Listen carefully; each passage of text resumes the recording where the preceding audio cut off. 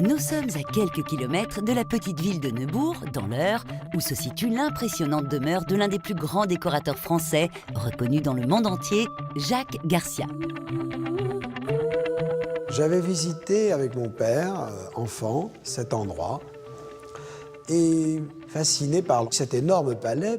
J'avais dit à mon père, tu vois, je voudrais être architecte, papa, parce que quand je vois des belles choses comme ça, c'est ça que j'aimerais construire. Un rêve devenu réalité.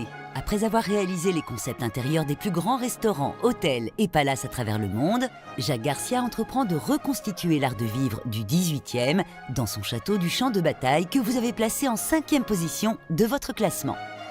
Ce sont vraiment les jardins qui ont retenu toute mon attention et les travaux pharaoniques de restauration du propriétaire. Je crois qu'on peut vraiment dire que c'est l'un des plus beaux jardins privés de France.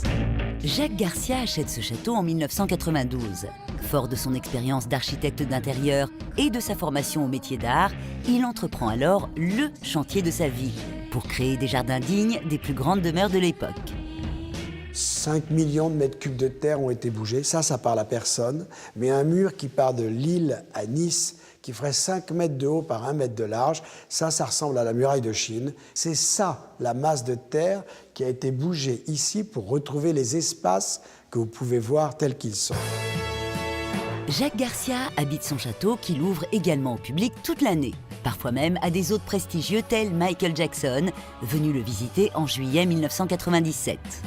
Un cadre de vie extraordinaire où Jacques Garcia invite régulièrement ses proches à partager des moments hors du temps, comme Ève Ruggieri, sa grande amie. Écoute, j'étais en train de revivre l'un des nombreux Noëls que nous avons passés ici, où il y avait au milieu de ce salon une énorme pyramide de mandarines. Je me disais que la marquise de Montespan serait arrivée ici un soir de Noël, avec ce que tu fais, c'est-à-dire les bougies partout, la pénombre, et au milieu, cette pyramide, elle se serait forcément rappelé tout ce qu'elle avait fait pour éblouir Louis XIV.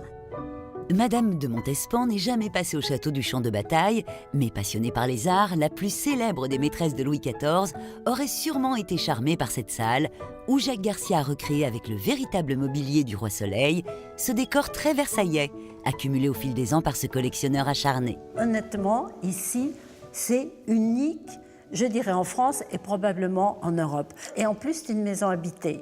Et donc, il y a cette impression qu'on n'est pas dans un musée, on est dans une vraie maison. Ici, chaque meuble, chaque objet raconte une histoire. De la bibliothèque aux 20 000 ouvrages et sa porte dérobée, à la galerie d'animaux, en passant par la chapelle royale. Mais la salle dédiée à la famille royale sous la Révolution touche particulièrement Ève Ruggieri. La première fois que tu m'as montré ce que tu avais installé là, j'en avais la chair de poule, vraiment. Parce qu'il y avait ce portrait de Marie-Antoinette dans sa prison du Temple. Dans un ultime sursaut de « je me tiendrai droite », le petit nœud posé sur les cheveux, le châle de mousseline, enfin plus rien d'apparat. C'est je me prépare au pire ». Et ce portrait que tu retrouves et qui là, moi, me fait pleurer, c'est-à-dire sa fille. Voilà.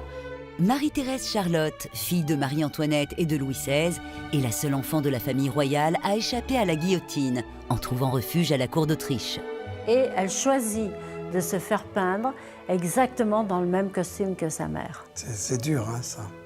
C'est terrible. Maman parlait à chaque fois. C'est fort, et puis en même temps... Je trouve ça d'un seul coup, et le regard qu'elle a, voilà, elle est anéantie. Elle revendique psychologiquement. Le meurtre de sa mère. Autour de ce palais, il y a un endroit exclusif que Jacques souhaite vous faire découvrir. À l'époque, il est synonyme de connaissance et de voyage, la serre. Un endroit magique qui renferme toutes sortes de plantes exotiques sur 500 mètres carrés. Un travail de fourmi pensé et créé par le jardinier en chef du domaine, Patrick Potier. Certains amis qui nous ont dit on pourrait être dans un film d'Indiana Jones. Donc voilà, c'est à la fois un rêve d'enfant, à la fois de la fantaisie, la connaissance, la passion des plantes, le bruit de l'eau et tout ce que ça comporte. Dans cette pièce-là, pour moi, il y a presque plus que de la création, il y a presque un génie créatif. Mais vous n'avez pas tout vu, car l'endroit le plus spectaculaire du domaine, à l'abri des regards, est sans aucun doute le pavillon des rêves. Jacques Garcia a reconstitué tout le charme et le mystère de l'Orient en sauvant les vestiges de temples du Rajasthan.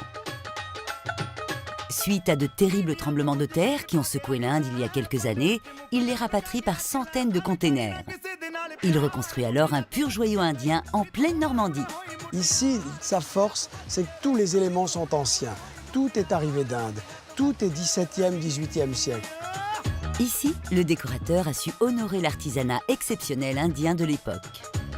Il aura fallu une quinzaine d'années à Jacques Garcia pour reproduire l'ambiance de ses palais.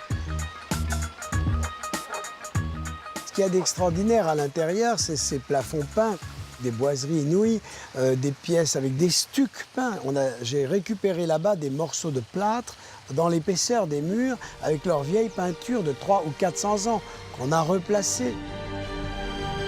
Des meubles d'argent tellement en vogue en Inde. Là, ici, vous y verrez entre autres un trône extraordinaire, un trône bas qui date des années 1630-1650 et qui est certainement contemporain du siège que pouvait avoir la femme pour qui on a construit le Taj Mahal. C'est un jardin secret, bien sûr, puisque d'abord, il est pour l'instant pas ouvert tout le temps au public, il n'est ouvert que pour les journées du patrimoine. Plus tard, ce sera ouvert comme le reste du château. C'est une partie qui s'inscrit dans l'idée justement d'un jardin de la connaissance.